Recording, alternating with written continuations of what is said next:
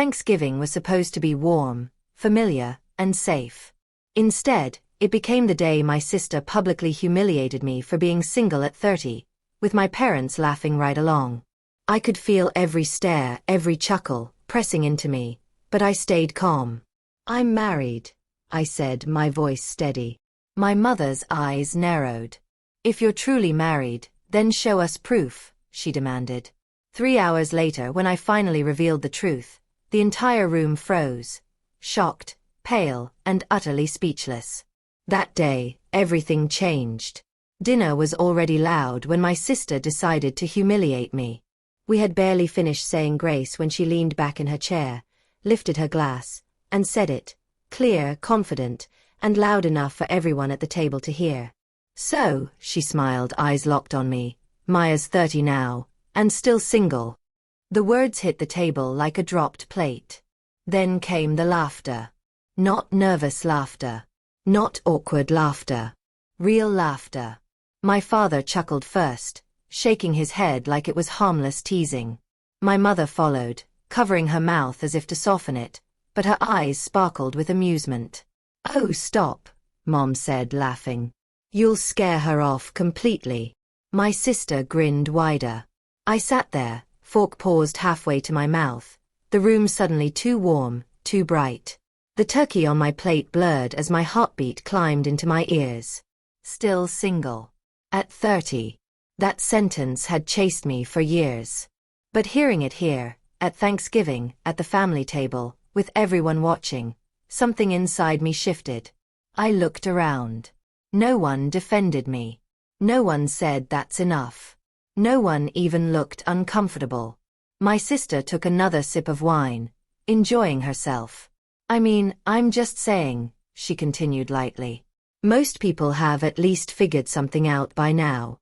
Don't you think?" My mother laughed again.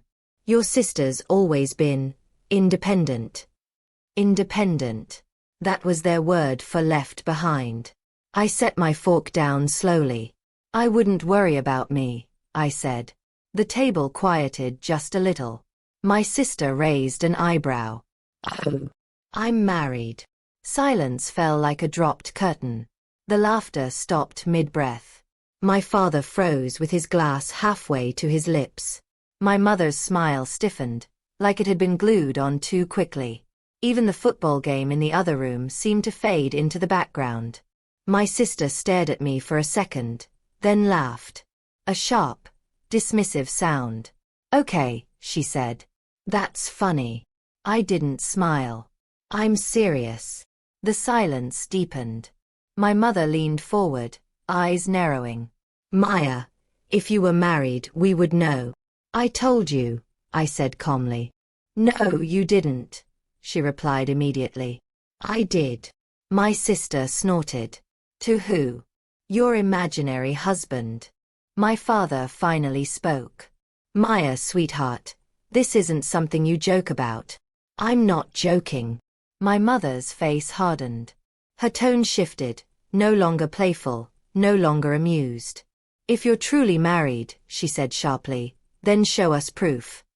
The words echoed in the room. Show us proof. My sister's smile returned, smug and certain. "Yeah," she said. "Show us." I looked at them, really looked at them. At my parents, who had laughed while I was mocked. At my sister, who had enjoyed every second of it. At the table where I had spent my entire life trying to earn space. "Okay," I said quietly. "I will." I stood up. The chairs scraped against the floor, loud in the sudden quiet. My sister's eyes followed me as I walked out of the dining room. "Where are you going?" she asked. "To get it," I said. 3 hours later, this family would never be the same. I grew up in that house. Same creaking floors. Same narrow hallway lined with framed memories that never quite included me the way they should have. Same holiday decorations pulled out every year like tradition itself could fix what time had broken. From the outside, we looked close. Normal. Happy. But perfection only works from a distance. Up close, you noticed the patterns. The way conversations always bent toward my sister. The way my father went quiet when tension showed up. The way my mother's warmth had conditions. I used to think I imagined it. Kids do that. Explain away imbalance so it hurts less. But by the time I turned 30, the truth had sharpened into something undeniable. Every milestone of mine was minimized. Every milestone of hers became an event. When I graduated college, my parents couldn't get off work. When my sister announced her engagement, they threw a party. When I moved across the state for my career, they said, "That's nice." When my sister bought a house, they helped with the down payment. I learned early how to survive that dynamic. Don't complain. Don't compete. Don't expect. Just show up. Smile. Be useful. So every holiday, I showed up. I drove 4 hours each way. I brought food. I bought gifts. I tried. My husband used to watch me get ready for these visits and shake his head. "You don't have to keep proving yourself," he'd say gently. I'd smile like it didn't hurt. But this Thanksgiving felt different from the moment I arrived. Walking through the front door, I felt it, the tension, thick and waiting. Like something was already unfolding and I'd stepped into the middle of it. My mother hugged me with one arm while stirring gravy with the other. "Maya, you made it," she said, distracted. "No questions. No curiosity." My father smiled from the table. "Hey, kiddo." That was it. My sister arrived late, as always, making an entrance without apologizing. She hugged our parents like she was a returning hero and barely acknowledged me. Her wedding photos covered the fridge. Big ones. Smiling ones. My wedding photos? Nowhere. 8 months. 8 months since I got married. 8 months since I mailed invitations. 8 months since I followed up. 8 months since no one came. I had told them. Or at least, I thought I had. Dinner started normal enough. Too normal. Then my sister decided to make me the entertainment. Still single. At 30. The laughter hurt more than the words. That's what changed everything. Not the mockery. The agreement. The way my parents laughed along. The way no one stopped her.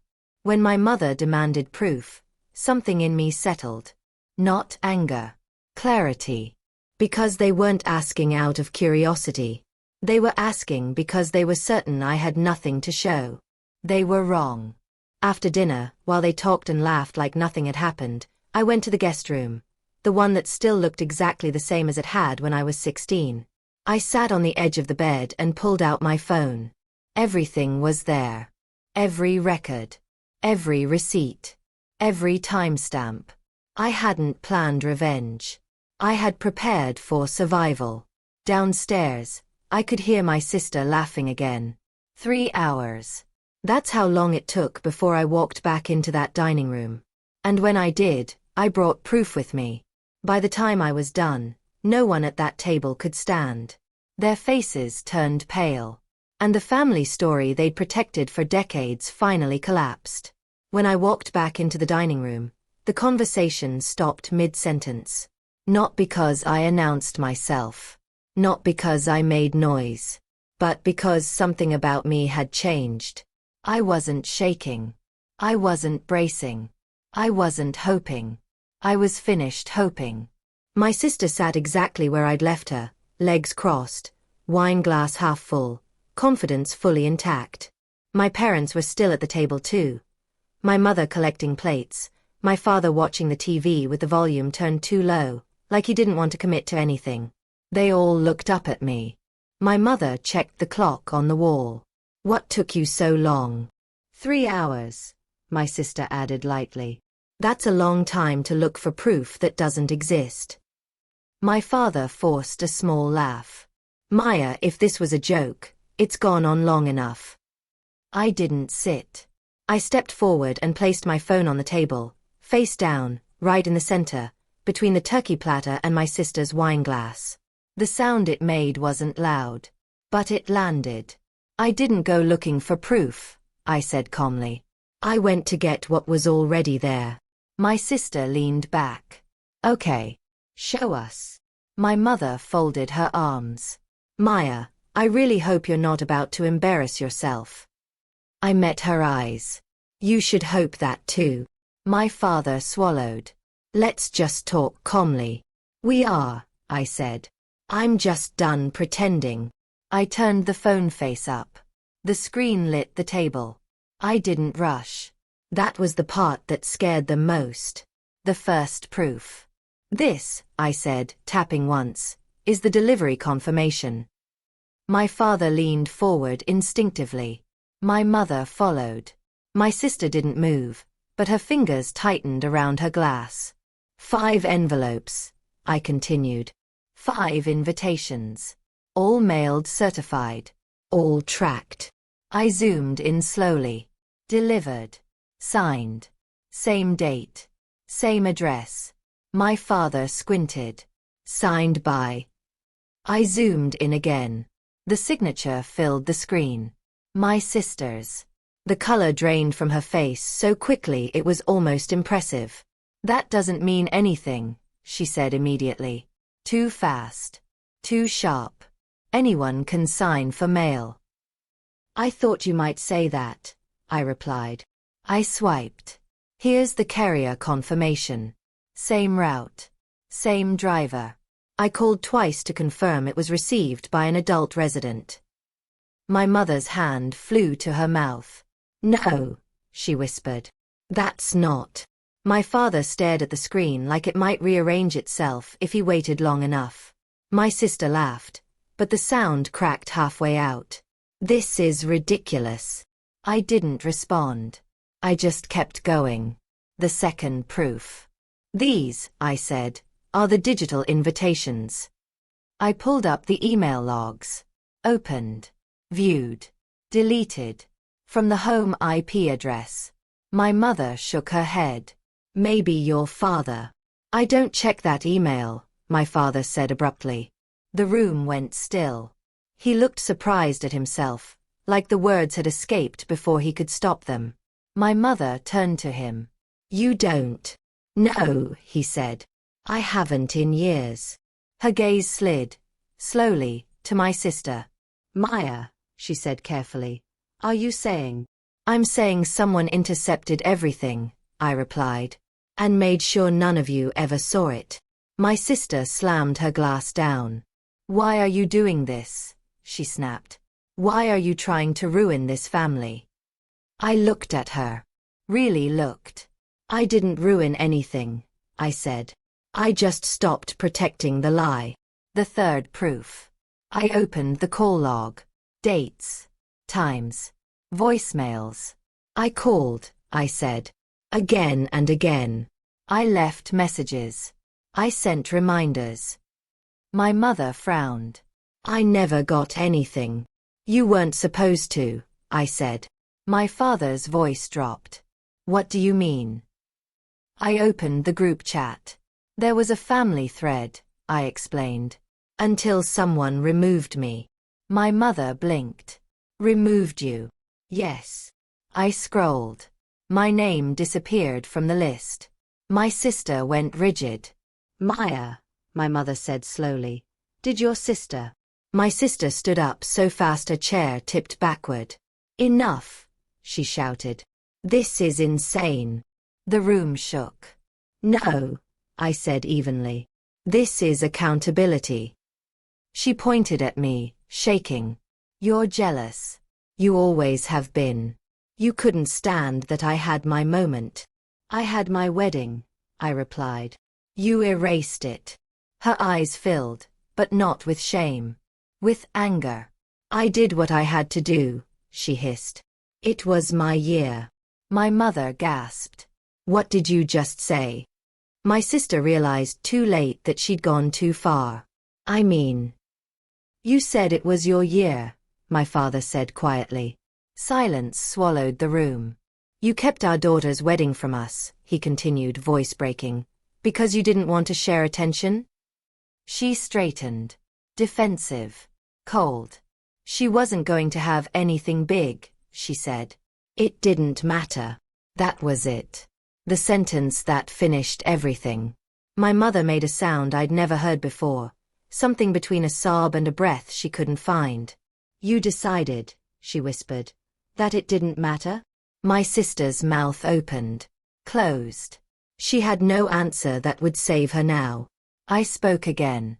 This, I said, opening the final folder, is my marriage license. I turned the screen toward them. Names. Date. County seal.